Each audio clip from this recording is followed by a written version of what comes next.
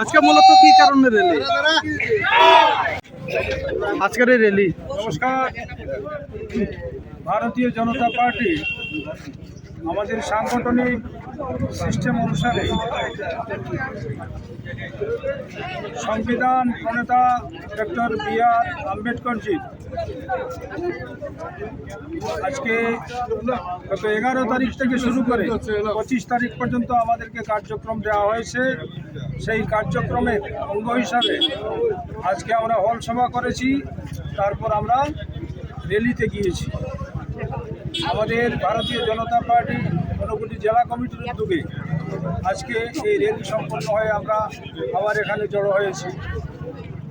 আমাদের সংবিধান প্রণেতা doctor B.R.. আম্বেদকরজি উনি যা করে গিয়েছেন, যা সংবিধান লিখে গিয়েছেন, এই সংবিধানকে অবজ্ঞা করছে আমাদের অপোজিশন পার্টি কংগ্রেস এবং অন্যান্য দল। ওরা বলছে ভারতীয় জনতা পার্টি নাকি ভারতের সংবিধানকে বিভিন্ন ধরনের ব্যঙ্গ করছে, কিন্তু ওনারা জানে না ওনাদের সময়ে এই ভারতীয় সংবিধানকে ওনারা কতবার উল্টো পাল্টো কাজ করেছে।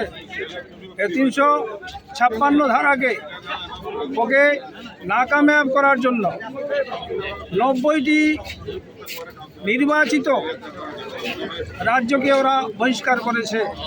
বিভিন্ন ধরনের বিভিন্ন কুকর্ম করেছে ওরা, সংবিধানকে সেই সম্মান জানায়নি। কিন্তু ভারতীয় জনতা পার্টি যখন থেকেই সরকারে এসছে কিংবা বিগত দিনে ছিল, সব সময়ই আমরা সংবিধানকে সম্মান জানিয়ে যাচ্ছি। আজও তার অঙ্গ হিসাবে সেই সম্মানটুকু আমরা প্রদর্শন করলাম। ধন্যবাদ সবাইকে।